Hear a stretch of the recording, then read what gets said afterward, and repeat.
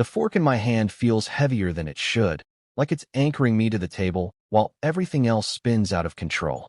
The kitchen smells of roasted chicken and garlic, but there's no comfort in it tonight. Across from me, my wife sits with her arms crossed, her jaw tight, her eyes boring into me like I've just committed some unforgivable crime. I told her no. Just one word, calm and steady, when she asked, demanded, really, that I hand over my credit card to her brother again. That's all it took to crack the fragile peace we've been tiptoeing around for months. I set the fork down, my appetite gone, and brace myself for what I know is coming. You don't say no to her without paying a price. She leans forward, her voice low at first, like she's trying to keep it together. You're serious? You're really going to do this to him? Her words are sharp, each one a jab. I don't answer right away. I'm tired of this argument, tired of explaining why I won't keep bailing out her brother, who hasn't held a job in years and treats my wallet like his personal ATM. I've paid for his rent, his car repairs, his phone bills, thousands of dollars I'll never see again. I'm done. I told her that last week, and I meant it. But she's acting like I'm betraying her, not him. I take a sip of water, buying time, hoping she'll let it go. She doesn't. Her chair scrapes against the floor as she stands, her mug of coffee still steaming in her hand. He's family, she says, louder now, her voice trembling with that mix of anger and disbelief she gets when I don't bend. You don't get to just cut him off because you're feeling stingy. What's wrong with you? I look up at her, and for a second, I almost feel guilty. She's good at that, making me question myself, making me wonder if I'm the one being unreasonable. But then I remember the bank statements, the overdraft fees, the way he smirked last month when he asked for just a little more to cover some vague emergency. No, I'm not wrong. I'm not cutting him off. I say, keeping my tone even. I'm saying he needs to figure things out on his own. I can't keep doing this. Her eyes narrow, and I can see the storm building. She doesn't want to hear reason. She wants me to give in, like always. But I'm not that guy anymore. Somewhere along the line, I stopped being the man who just nods and hands over whatever she wants. Maybe it was the late nights balancing our budget while she slept. Maybe it was the way she dismissed my concerns, telling me I was overreacting. Whatever it was, I'm not going back.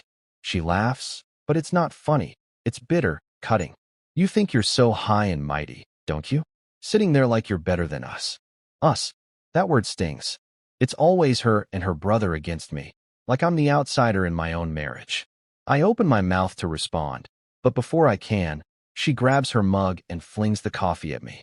It happens so fast, I don't even flinch until the hot liquid hits my face. Pain sears across my cheek and neck, sharp and immediate. I gasp, stumbling back, my chair tipping over as I press my hands to my skin. The mug clatters to the floor, unbroken, mocking me with its survival.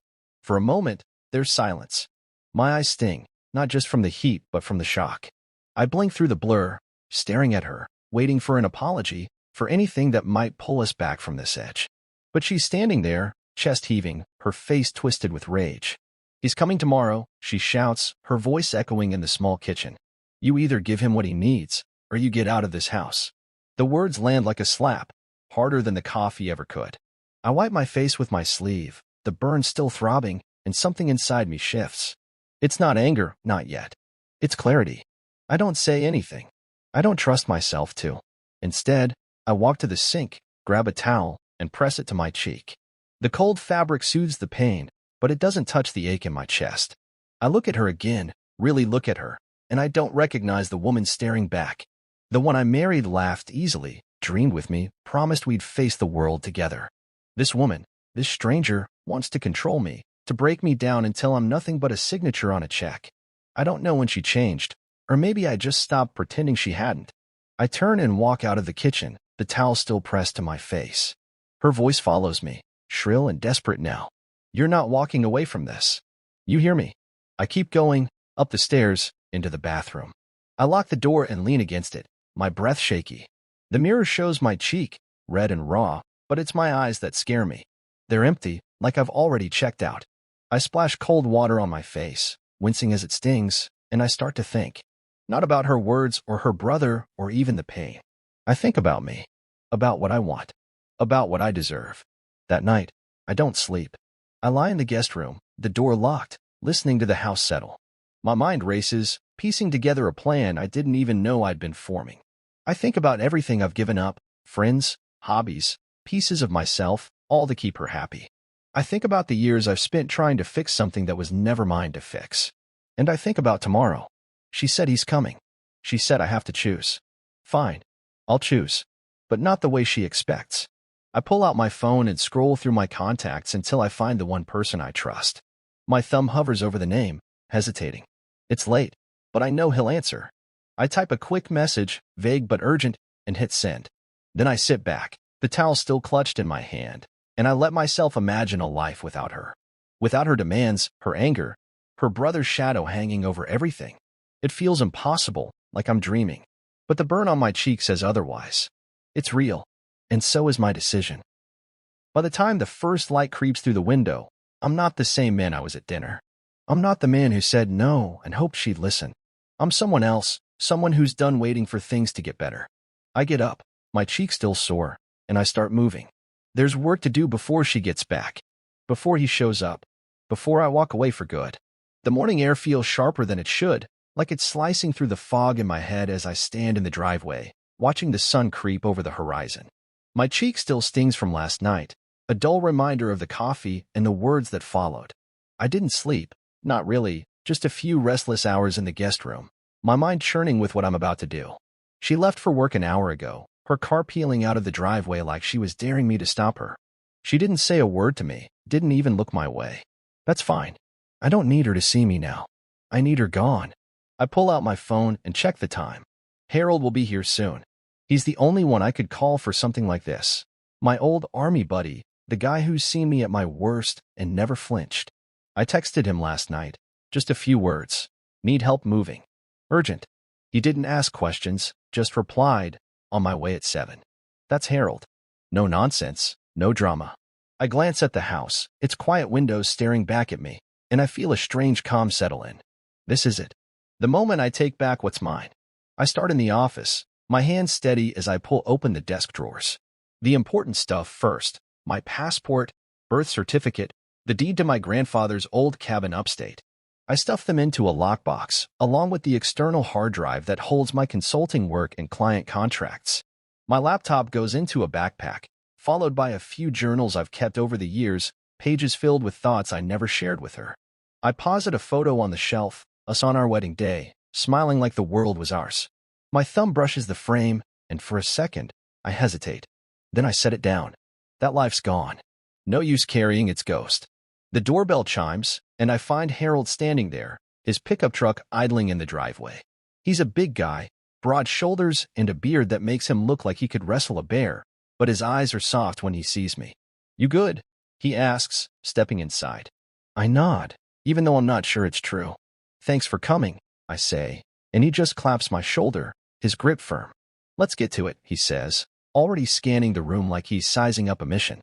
I point him to the garage, where I've got boxes ready for the bigger stuff, my tools, a few heirlooms from my parents, the leather chair my dad left me. Harold doesn't ask what happened or why I'm doing this. He just starts loading. We work fast, moving through the house like we're on a clock. I take the family albums from the living room shelf, the ones with pictures of my mom and dad before they passed. I grab my running shoes, my winter coat, the coffee maker I bought with my first paycheck. Every item feels like a piece of myself I'm reclaiming, something she can't touch. The house starts to look strange, half empty, like it's holding its breath. I don't touch her things, her clothes, her jewelry, the tacky vases her brother gave her. Those belong to her world, not mine. In the bedroom, I pack my clothes into 2 suitcases, leaving the suit she picked out for me hanging in the closet. I don't want anything that reminds me of her version of who I should be.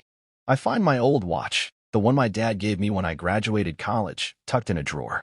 It's scratched but solid, like it's been waiting for me to come back to it. I slip it on, and the weight of it grounds me. Harold calls from downstairs, saying the truck's almost full.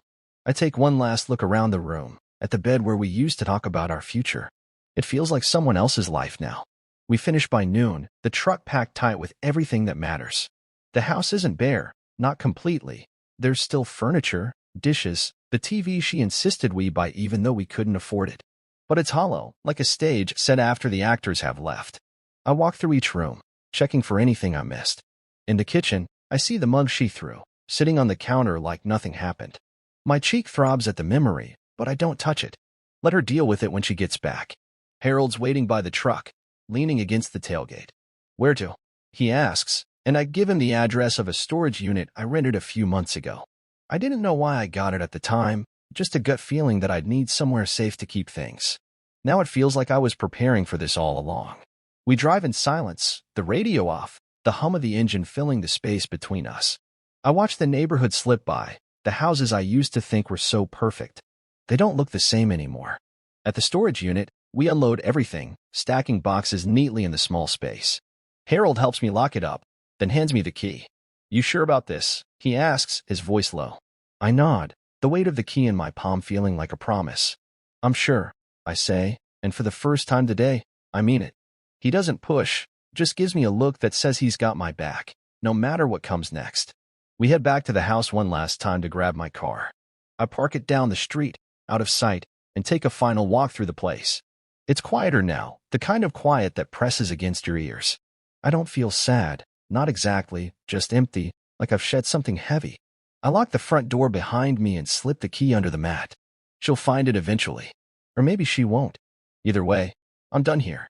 I drive to a hotel on the edge of town, a plain extended stay place where no one will ask questions.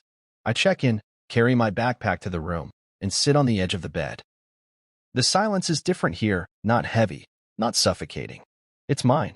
I pull out my phone and delete my social media apps, my emails sync to the house computer, anything that ties me to her. I'm not hiding, not really, just making sure she can't follow. Not yet. As the sun sets, I lie back and stare at the ceiling. My cheek still burns, but it's fading, like a signal that I made it through. I think about what's coming, her reaction, her brother's demands, the mess they'll walk into. But that's tomorrow. For now, I close my eyes, and for the first time in years, I feel like I can breathe. I'm not done, not by a long shot. But I've started, and that's enough. I'm not there when they walk into the house, but I can picture it clear as day, the way the door creaks open, the echo of their footsteps on the hardwood floor, the moment they realize something's wrong. I'm miles away now, sitting in a diner with a cup of black coffee cooling in front of me, my phone off, my mind quiet for the first time in days. I don't need to see their faces to know what's coming. She'll scream. Her brother will curse. They'll tear through the rooms looking for my stuff, expecting to find it all waiting for them like I'm still the guy who bends every time they push. But I'm not that guy anymore. And the house? It's not what they think it is. I left something behind, not my things, not my money, nothing they can use. I left a plan, one I've been piecing together for weeks without even knowing it. It started as a feeling, a nagging thought in the back of my mind every time she demanded more, every time her brother showed up with his hand out. I'd lie awake at night, staring at the ceiling, wondering how I'd gotten here, married to someone who'd rather burn me than listen. That's when I started talking to Mr. Collier, my lawyer. Not for anything big, not at first, just advice, a way to protect what was mine. I didn't know I'd need him like this, but I'm glad I made the call. He's there now, waiting for them. I can see him in my head, sitting in the living room, his suit crisp, his briefcase on the coffee table, his face calm as a still lake. Mr. Collier's the kind of man who doesn't raise his voice because he doesn't need to. He's got that quiet authority, the kind that makes people listen even when they're raging. I told him everything about the coffee, the threats, the way her brother's been bleeding me dry for years. He didn't flinch, just nodded and said, "We'll handle it." That's all I needed to hear. So when I left the house this morning, I gave him the spare key and a simple instruction: be there when they show up. I take a sip of my coffee, wincing as it touches the raw spot on my cheek. The diner's half empty, just a few truckers and a waitress wiping down the counter. It feels good to be somewhere no one knows me, where I'm not the guy who's always apologizing, always fixing things. I keep my eyes on the window, watching cars pass by, but my mind's back at the house. I wonder how long it took them to notice the place was different, my chair gone, the shelves missing my books, the office stripped of my files. Did they think I just moved stuff to the garage? Did they check the closets, expecting to find my suits still hanging there? I almost laugh thinking about it. They're so used to getting what they want, they never saw this coming. Mr. Collier's got one job today: deliver the envelope. I didn't write it myself, he did, with my input. It's not a letter, not some dramatic goodbye. It's a legal notice, clean and cold, laying out the facts. I don't live there anymore. The house is in my name, always has been, and I've already started the process to secure it. Anything I took was mine, receipts, records, proof I've got tucked away in that storage unit. Her brother can scream about stolen property all he wants, but he's got nothing. Neither does she.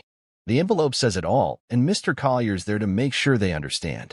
I imagine her face when he hands it to her, that moment when her anger turns to confusion, then to something else, fear, maybe, or disbelief. She's not used to losing control. She's always been the one calling the shots, telling me what I owe her, what I owe her family. But this is me saying I'm done playing her game. I don't need to yell or throw things to make my point. I just needed to walk away and let the truth do the rest. Mr. Collier's good at that, cutting through the noise with a few well-chosen words. I bet he's sitting there now, watching her rip open the envelope, her brother pacing behind her, muttering threats he can't back up. I stir my coffee, the spoon clinking against the mug, and I wonder what she'll do next. Will she call me, leave a dozen voicemails screaming about betrayal? Will she try to play the victim, tell her friends I abandoned her? I don't care anymore. That's the strange part. I thought I'd feel angry, or scared, or even sad. But I don't. I feel free. Like I've been carrying a weight so long I forgot what it was like to set it down. My cheek still hurts, but it's a reminder now, not a wound. A reminder that I'm not going back.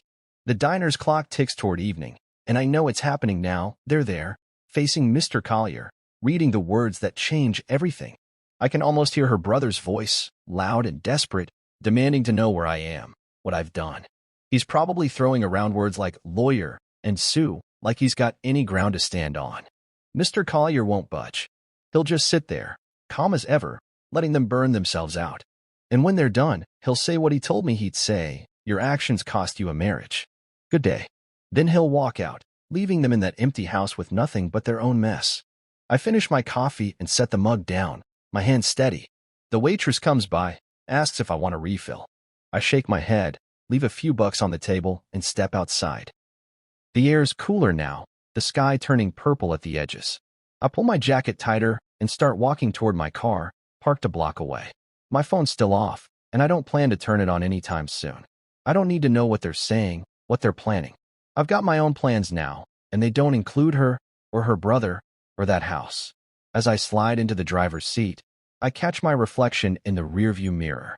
My cheeks still red, but my eyes look different, clearer, like I'm seeing myself for the first time in years. I start the engine and pull onto the road, the diner fading in the distance. I don't know where I'm going yet, not exactly. The hotel's waiting, but that's just a stop, not a destination. For now, I'm just driving, letting the road take me wherever it leads. The house is behind me, and so is she. And for the first time in a long time, I'm okay with that. Better than okay. I'm ready for what's next. The hotel room smells like clean sheets and cheap air freshener, a far cry from the house I left behind yesterday. I'm sitting on the edge of the bed, my backpack open beside me, pulling out the few things I brought. Socks, a couple of shirts, my old running shoes. The lockbox with my documents is tucked under the bed, safe for now. My cheek doesn't burn as much today, but it's still tender when I touch it. A faint echo of what happened at dinner. I don't linger on it. There's too much to do, too much to figure out. For the first time in years, I'm not reacting to someone else's demands.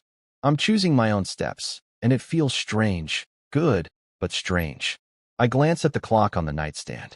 It's just past noon, and the day stretches out in front of me like an empty page. I could stay here, unpack, maybe sleep for the first time in days, but I don't want to sit still. Not yet. I grab my phone, hesitating before I turn it on. No messages, no calls, at least not yet. I blocked her number last night, and her brother's, too. I don't want to hear her voice, or his, or whatever excuse they've cooked up since Mr. Collier handed them that. I scroll through my contacts until I find Caleb's name. My cousin.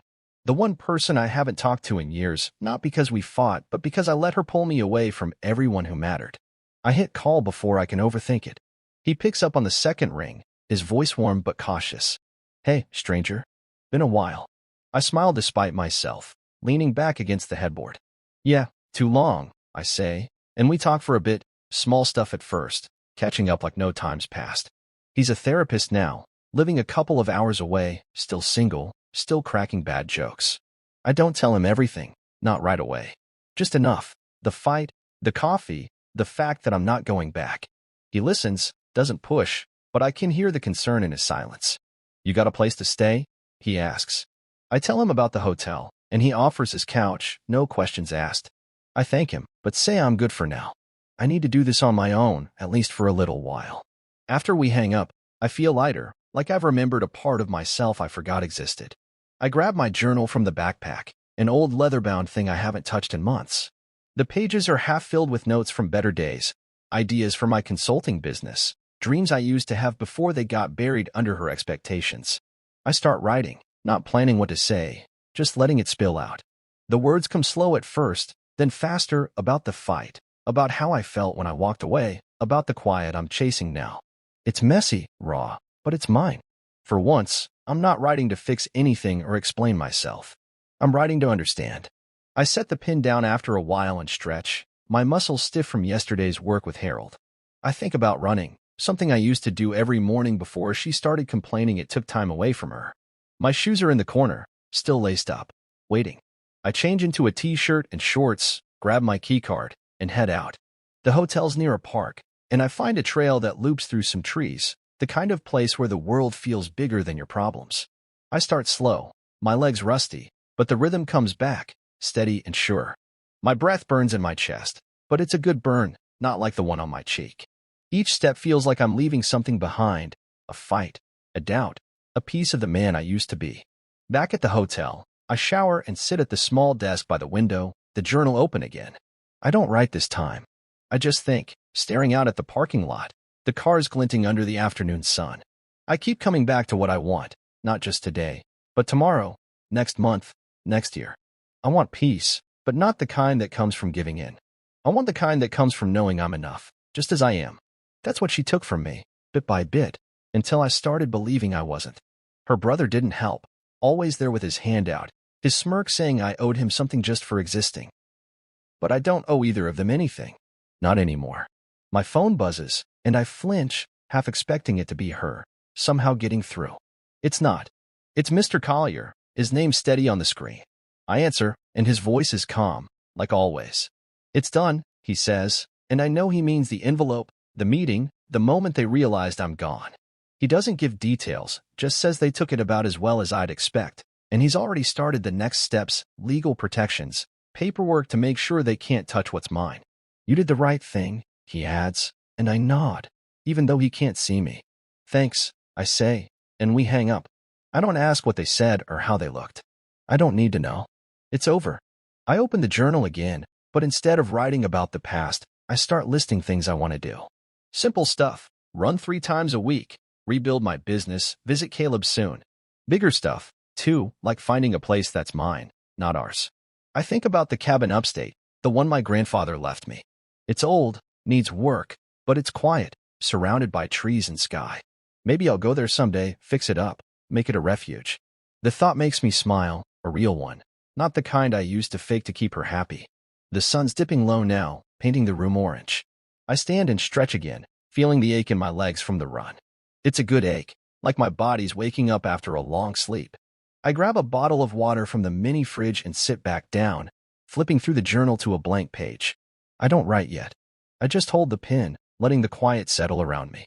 For years, I lived in her noise, her demands, her fights, her brother's shadow.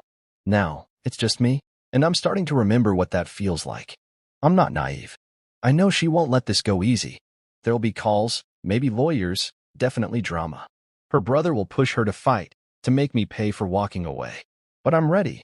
Mr. Collier's got my back, and so does Caleb, and so do I. That's the difference now. I'm not fighting to prove anything to her. I'm fighting for me, for the life I want, the peace I deserve. I close the journal and lean back, the room dark now except for the glow from the parking lot lights. Tomorrow's another day, and for once, I'm not dreading it. I'm here, breathing, planning, living. And that's enough. I'm sitting at the hotel desk, a cup of gas station coffee cooling beside me, staring at a photo I found tucked in my journal this morning. It's from our first year together, me and her, laughing at some beach barbecue, the sun setting behind us. My arms around her, and she's leaning into me, her smile wide and real. I don't remember who took the picture, but I remember that day, how it felt like we could take on anything as long as we were together. Now, looking at it, I feel like I'm staring at strangers. Not just her, but me, too, the guy who thought love meant saying yes to everything, even when it hurt. I set the photo down and rubbed my eyes, trying to shake the weight of it. The past keeps creeping in today, pulling me back to places I don't want to go. It's been a few days since I left the house, and the quiet of this hotel room is starting to feel like home, which is both comforting and unsettling. I've been running every morning, writing in my journal, talking to Caleb when I need to hear a voice that isn't my own. But today, my mind's stuck, replaying the years that led to this, how I let things slide, how I ignored the signs, how I became someone I barely recognize. I pick up my pen, thinking I'll write it out, but the words don't come easy. It's not just about the coffee she threw or her brother's endless mooching. It's about everything before that, the slow erosion of who I was. I think about the early days, when her fire seemed like passion, not control. She'd talk about her dreams, big ones, like opening a boutique or traveling the world, and I'd listen, nodding, promising to help make them happen. I didn't mind working extra hours, picking up freelance jobs to cover her spending, because it felt like we were building something together. But the boutique never happened. The trips never came. Her dreams turned into credit card bills, and somehow, I was always the one paying. I told myself it was temporary, that she'd find her way, that love meant carrying the load when she couldn't. I didn't see how she was carrying nothing, just piling more on me.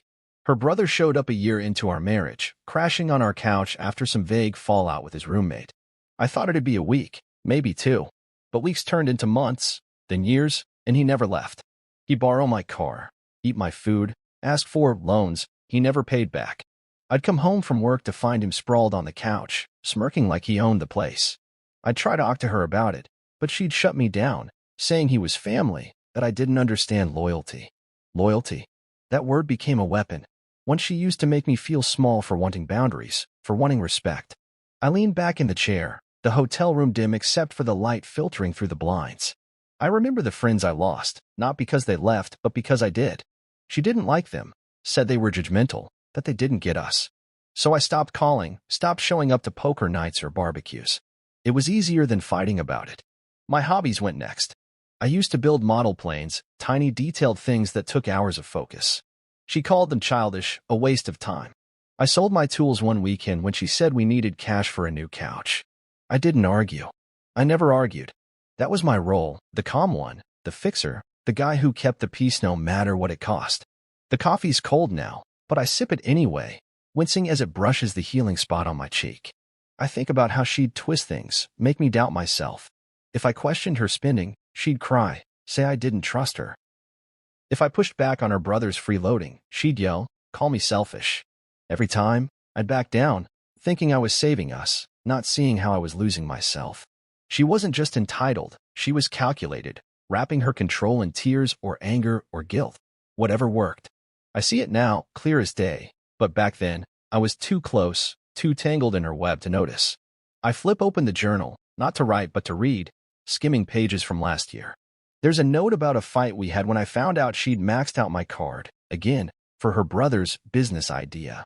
I'd yelled at time, rare for me, but she just stood there, arms crossed, saying I was overreacting. I wrote how I felt like a bank, not a husband. Reading it now, I wonder why I stayed so long. Fear, maybe. Not of her, but of being alone, of admitting I'd failed at the one thing I thought I'd gotten right. Marriage was supposed to be forever, wasn't it? So I kept trying, kept giving, until that mug hit my face and woke me up. My phone buzzes, snapping me out of it. It's Mr. Collier, his name a steady anchor on the screen. I answer, and his voice is as calm as ever, like he's discussing the weather. We've got options, he says, and I lean forward, listening. He talks about financial abuse, how we can prove it with bank records, how her brother's loans could be grounds for legal action. I don't want to sue, not yet. Maybe not ever, but knowing I could feels like armor. Let's protect what's mine first, I say, and he agrees, outlining steps for a divorce filing, a restraining order, whatever it takes to keep them at bay. We'll do this clean, he says. Peacefully. I nod, even though he can't see me. Peaceful. That's what I want, but not the kind I used to chase by giving in. The kind that comes from standing firm. I hang up and set the phone down, my hand steady. The photo's still there, staring up at me, but I don't feel the pull anymore. I slide it back into the journal, closing the cover like I'm closing a door. She wasn't a villain. Not always, just someone who took too much and gave too little. And I wasn't a hero, just a guy who forgot he deserved better. The coffee incident wasn't the start of it, but it was the end. It showed me what she was, what I'd become, what I never want to be again. I stand and stretch, the room feeling smaller now, like I've outgrown it already. I think about what Mr. Collier said, going to war, but peacefully. It's not about revenge, not about hurting her or her brother. It's about taking back my life, piece by piece, until I'm whole again. I grab my running shoes, lacing them up without thinking. The trail's waiting, and so is the rest of my day. I'm not the man in that photo anymore, not the one who said yes to keep the peace. I'm someone new, someone who's ready to fight for himself.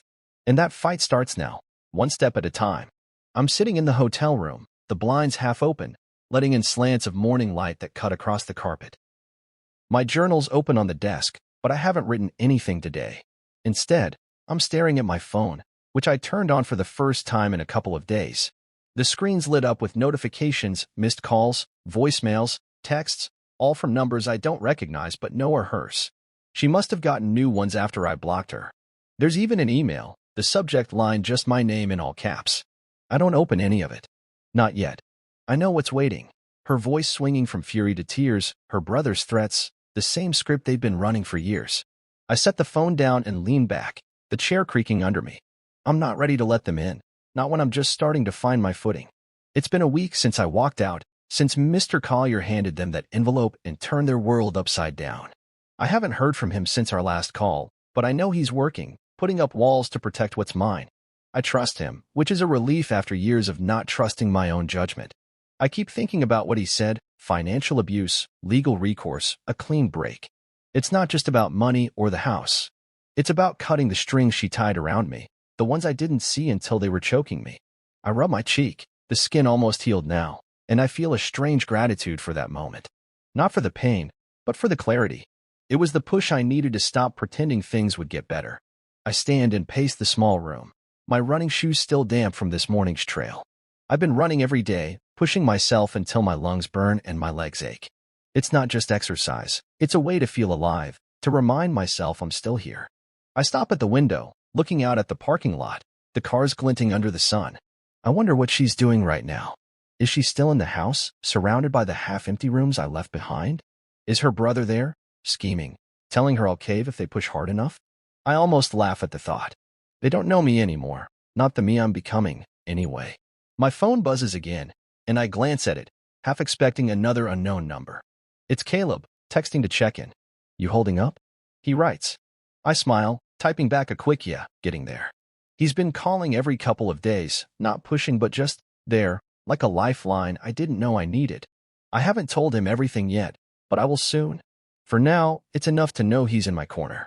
I set the phone down and grab my journal, flipping to a blank page. I don't write about her, or the house, or the fight.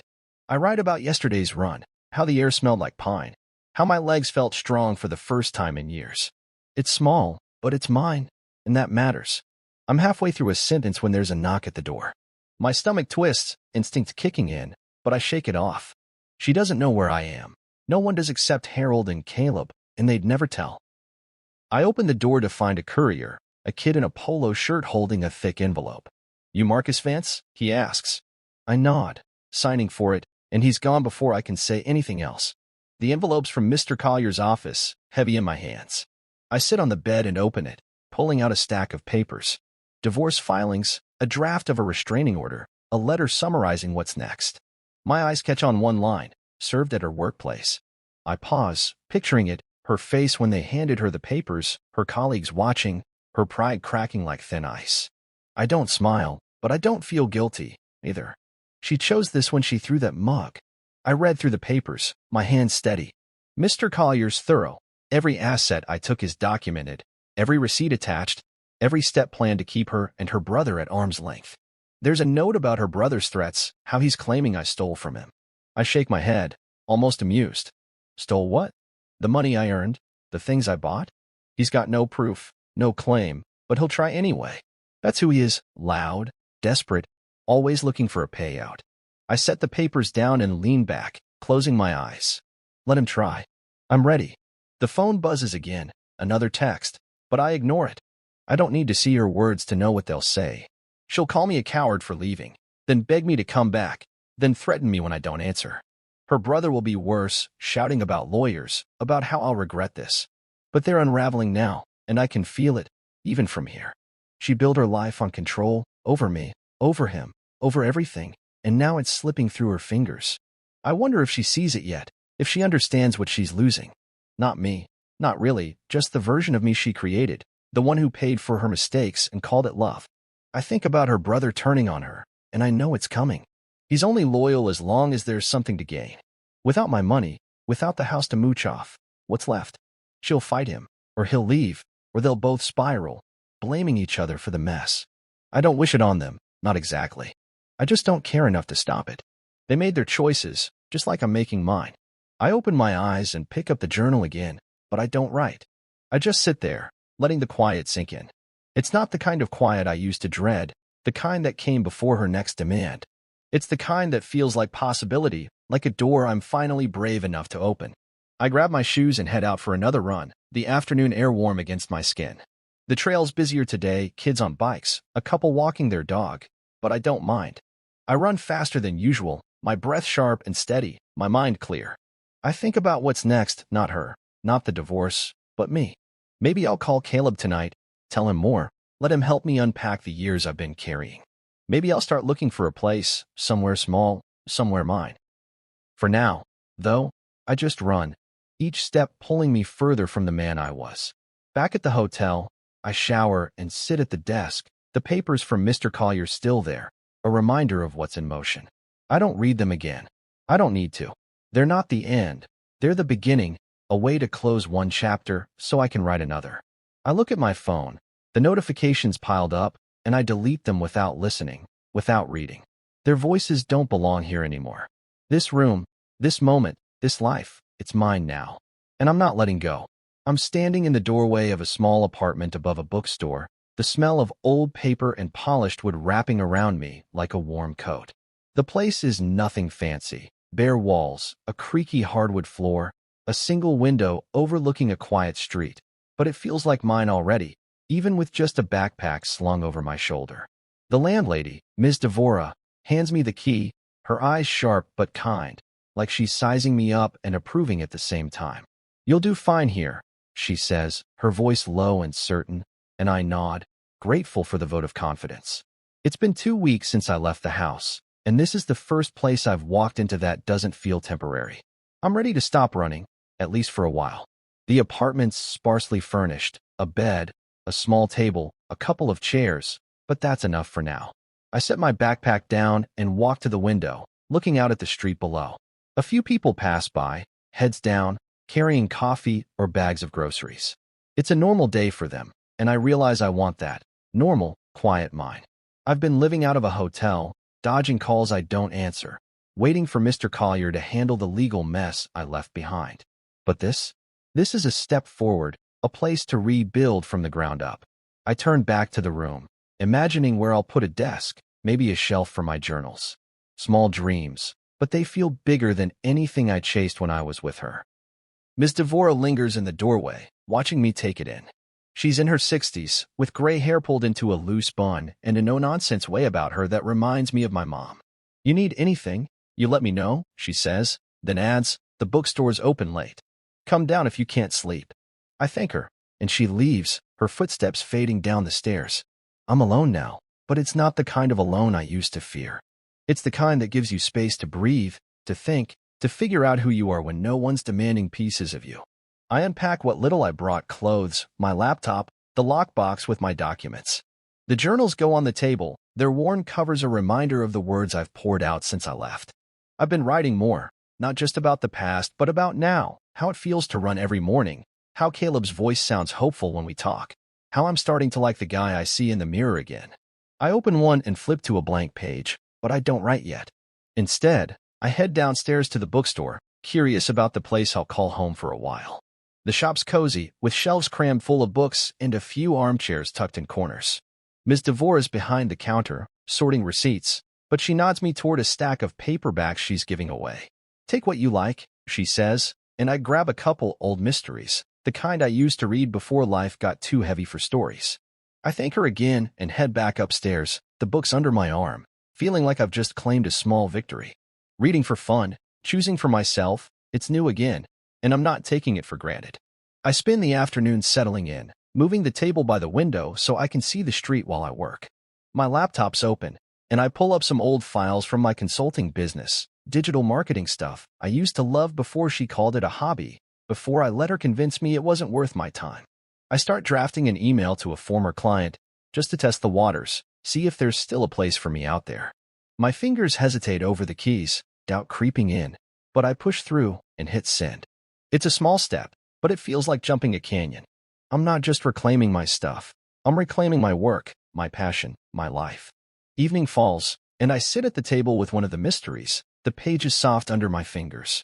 The story pulls me in, but my mind wanders sometimes, drifting to her, to what she's doing now. Mr. Collier called yesterday, said the divorce papers were served, said she didn't take it well. I didn't ask for details, didn't need them. I can imagine her rage, her tears, the way she'd spin it to make me the villain. Her brother's probably still in her ear, pushing her to fight, to drag this out. But I'm not fighting her anymore, not the way she wants. I'm fighting for me, and that's a battle she can't win. Ms. Devora knocks later, holding a mug of tea and a plate of cookies. Thought you might be hungry, she says, setting them on the table. I thank her, surprised by the gesture, and she sits for a minute, not pushing but just there. We talk a little, about the bookstore, about the neighborhood, about nothing much. It's easy, no pressure, and I realize I haven't had a conversation like this in years, one that doesn't end in demands or guilt. She leaves after a bit, telling me to keep the mug, and I sit there, the tea warm in my hands, feeling something I haven't in a long time, safe. I open my laptop again, not to work, but to write. Not in the journal this time, just a document, a stream of thoughts about starting over. I write about the apartment, the bookstore, the way Ms. Devora's voice feels like a hand on my shoulder. I write about my business, how I want to build it again, make it mine. I don't write about her, not directly, but she's there in the spaces between the words, the reason I'm here, the reason I'm free. I save the document and close the laptop, the room dark now except for the streetlight filtering through the window. I stand and stretch, my body tired but not heavy. I think about tomorrow, another run, another email to a client, maybe a call to Caleb to tell him about this place. I think about Ms. Devora's offer to come down to the bookstore if I can't sleep, and I know I might take her up on it someday. For now, I crawl into bed, the sheets cool against my skin. The apartment's quiet, but it's not empty. It's full of possibility, of choices I get to make, of a life I'm building one day at a time. I close my eyes, the key to this place heavy in my pocket, grounding me. She's out there, fighting a war I've already walked away from. Her brother's out there, too, shouting into the void. But I'm here, in this small room above a bookstore, with my books and my work and my own damn peace. It's foreign, this feeling, but it's beautiful. I don't know what's coming next, not all of it, but I know it's mine. And for tonight, that's enough. I'm sitting at the table in my apartment, the morning light spilling through the window, a half-eaten bagel on a plate beside my laptop. The bookstore downstairs is quiet, but I can hear Ms. Devora moving around, probably shelving books or brewing coffee for the early customers. My journal's open, but I'm not writing today. Instead, I'm staring at an envelope that came in the mail yesterday, her handwriting scrawled across the front. It's thick, like it's carrying more than just words, and I haven't opened it yet. I don't know if I will. 3 weeks have passed since I left the house, and I've built something here, a routine, a space, a life that's starting to feel like mine. Letting her voice back in, even through paper, feels like inviting a storm into a clear day. I pick up the envelope, turning it over in my hands. It's heavy, personal, not like the legal papers Mr. Collier's been sending. I can guess what's inside. An apology, maybe, or a plea, or some mix of guilt and blame to pull me back. I set it down and lean back in the chair, my coffee cooling in the mug Ms. Devora gave me. I think about the last time I saw her, that night in the kitchen, her face twisted with rage as she threw the coffee. I thought I'd feel angry forever, but now, sitting here, I just feel distant. Like she's a memory I'm ready to let fade. Still, the letter's there, demanding attention, and I know I'll have to deal with it eventually. I stand and walk to the window, looking out at the street below.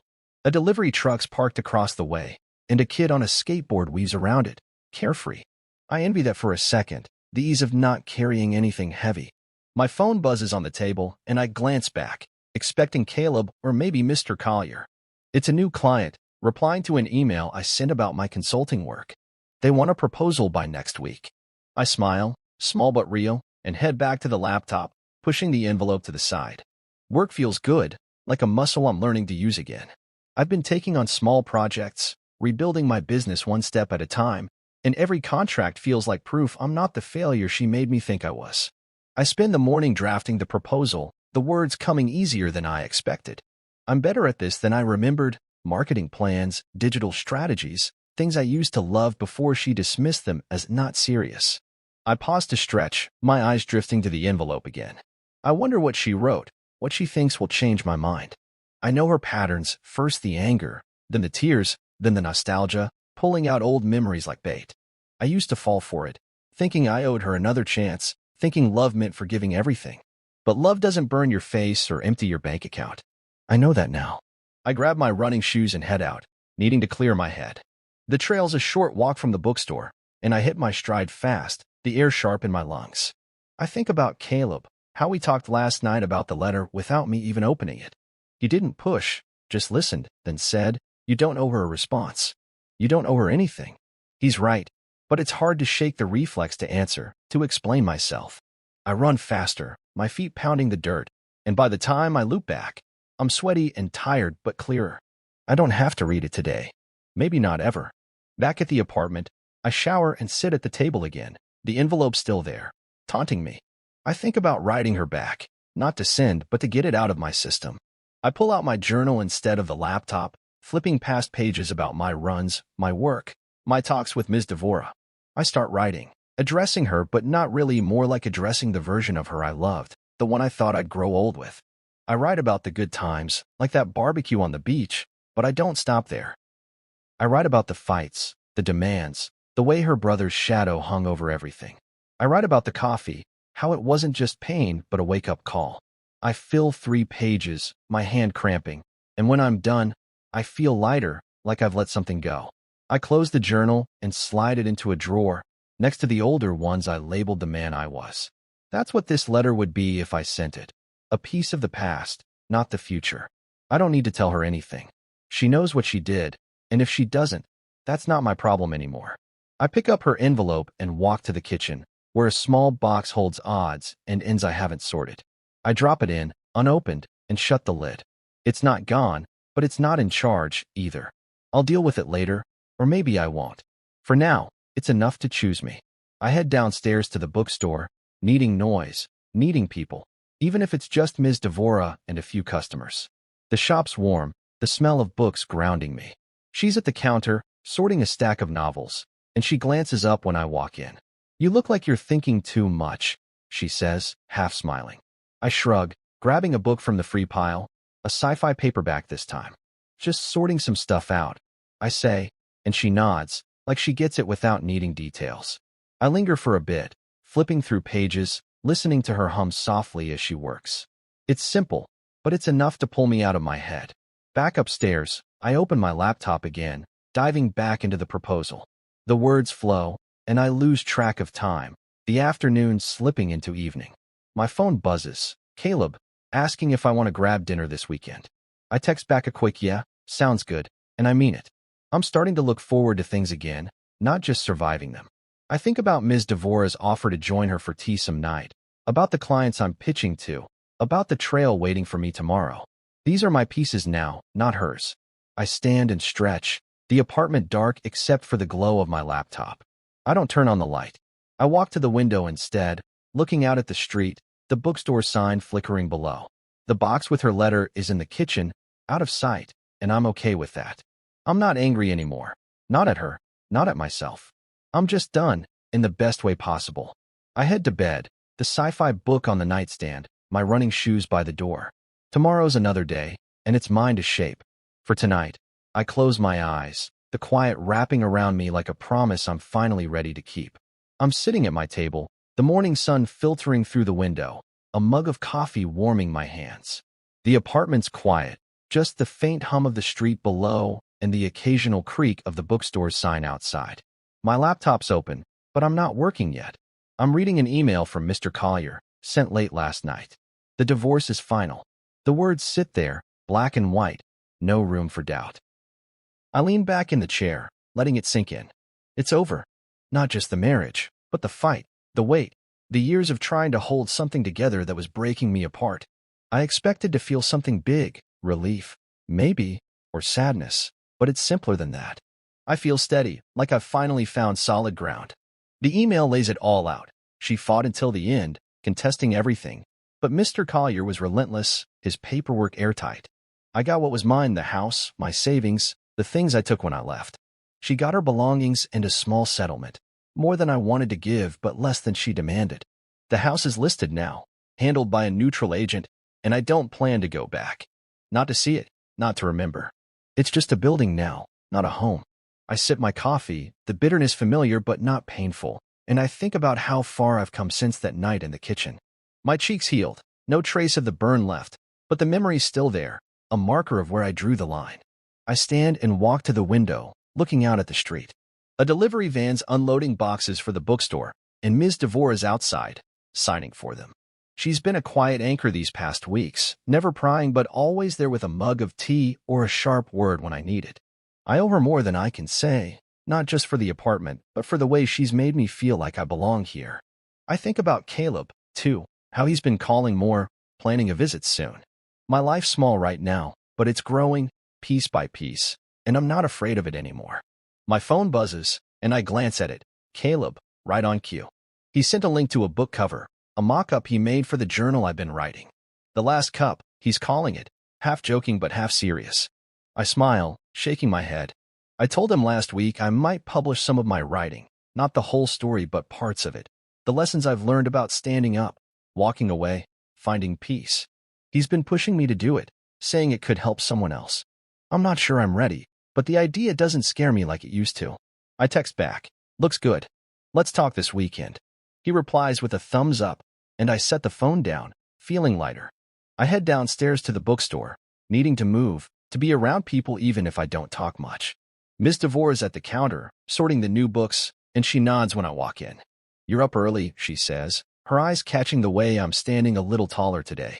I shrug, grabbing a rag to help her dust the shelves. We work in silence for a bit, the kind that doesn't need filling. I think about the wedding gifts I donated last week, dishes, frames, things we got when we were still us. I dropped them off at a shelter, no note, no ceremony. It wasn't about erasing her, it was about letting go of what didn't belong to me anymore. The shelter manager thanked me, said they'd help someone start over. That felt right. Back upstairs, I open my laptop and pull up my journal files, the ones I've been adding to since I moved here. Pages about running, about rebuilding my business, about the quiet moments with Ms. DeVore or Caleb's bad jokes. Pages about her, too, but fewer now, like she's fading into the background where she belongs. I start editing, not to publish yet, but to see what's there, what I might want to share. The words feel raw, honest, like they're mine in a way nothing was for years. I write about the coffee, not as a wound, but as a turning point, the moment I chose myself. It's not a sad story, not anymore. It's just true. I pause to stretch, my eyes drifting to the box in the kitchen where I stashed her letter weeks ago. I haven't opened it, haven't needed to. Whatever she wrote, it's not part of this, my life now, my choices. I think about her brother, how Mr. Collier said he vanished once the money dried up. I'm not surprised. He was never loyal to her, just to what she could get from me. I wonder where she is now, if she's still in the house or if she's moved on, too. I don't wish her harm, but I don't wish her well, either. I just don't think about her much, and that's its own kind of freedom. I grab my running shoes and head to the trail, the air crisp and sharp.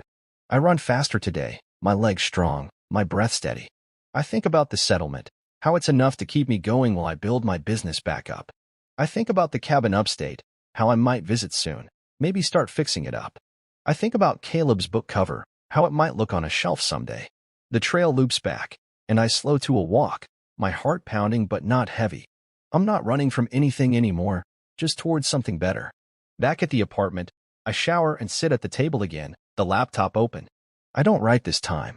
I just read, skimming the pages I've filled since I got here. They're not perfect, but they're real, and that's enough. I think about what Caleb said, helping someone else, sharing what I've learned. Maybe I will. Not for her, not for him, not even for me, But for the guy out there who's still saying yes when he wants to say no, still paying for someone else's choices. I close the laptop and stand, stretching my arms above my head. Ms. Devora knocks later, holding a flyer for a book event she's hosting. "You should come," she says, and I nod, taking it. "I will. I want to be part of this place, not just a tenant." I head to bed early, the apartment dark except for the street lights glow. My phone's quiet. No calls, no texts, just the life I'm building. I think about the divorce papers, the shelter donation, the journal waiting for me tomorrow. I think about the man I was, the man I'm becoming. I close my eyes, the key to this place on the nightstand, and I sleep deeper than I have in years. Tomorrow's waiting, and I'm ready for it. I'm standing in the bookstore, the smell of fresh coffee and old pages mixing in the air, my hands stuffed in my pockets as I watch a small crowd gather near the counter. Ms. Devora set up a table with a stack of my articles printed out, a simple sign that reads "Meet the author." It's not a book yet, just a few pieces I published online about emotional abuse, about walking away, about finding peace. They went viral last month, shared across platforms I didn't even know existed, and now I'm here, about to read one aloud. My stomach's tight, not with fear, but with something else. Pride, maybe, or just the weight of knowing I've got something worth saying. It's been a month since the divorce finalized, and this feels like the real end of one life, the real start of another. The room's cozy, with chairs scattered around and a few people browsing shelves while they wait. Caleb's in the front row, grinning like he's prouder of this than I am. Ms. Devora's behind the counter, pouring coffee for a couple of regulars, her eyes catching mine with a nod that says I've got this. I pull out my phone, where I've got the articles saved, though I know the words by heart. I wrote them late one night in my apartment upstairs, after a run that left me clearer than I'd been in years. They're not fancy, just honest, about the coffee, the control, the choice to leave. I called it the last cup, and people keep saying it's helped them. That's why I'm here, not for me, but for them. I clear my throat, and the chatter quiets. I start reading, my voice steady, the words carrying more weight out loud than they did on the page. I talk about the moment I realized I deserved better, how walking away wasn't running but reclaiming. I don't mention her by name. Don't need to. She's not the point. The point is surviving, choosing peace over pain. I finish with a line I added last week. Sometimes the quietest goodbye is the most powerful. The room's silent for a second. Then there's clapping, soft but real. I exhale, my shoulders loosening, and I smile, feeling lighter than I expected. People come up after, some shaking my hand, others asking questions. How did I know it was time to leave? How did I start over? I answer as best I can, keeping it simple, saying it's about listening. A woman in the back, her eyes tired but sharp, tells me she left her husband last year, and my article gave her words for what she felt. I nod, thanking her, and it hits me. This is bigger than my story now. Caleb catches my eye, giving me a thumbs up, and I laugh under my breath. He's been pushing me to do a podcast, and I'm starting to think he's right. Ms. Devora brings me a coffee, her way of saying good job without saying it. "You're keeping that table up," she says, pointing to the stack of articles. "People need this." I thank her, and we talk for a bit as the crowd thins out. She's been more than a landlady these past months, more like a friend, someone who sees me without judging. I head upstairs to my apartment, the buzz of the event still humming in my chest.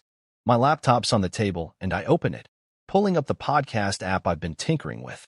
I've recorded a few test episodes, just me talking about what I've learned, what I'm still learning. I listen to one now, wincing at my voice but liking the words. Maybe I'll post it soon. Maybe I'm ready. I grab my running shoes and head to the trail, the evening air cool against my skin. I run slower tonight, not pushing, just letting my thoughts wander. I think about the article, the crowd, the woman who said I helped her.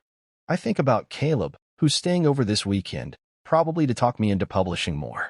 I think about Ms. Devora, how she's hosting another event next month and wants me to read again. My life's small, but it's full, and I don't take that for granted.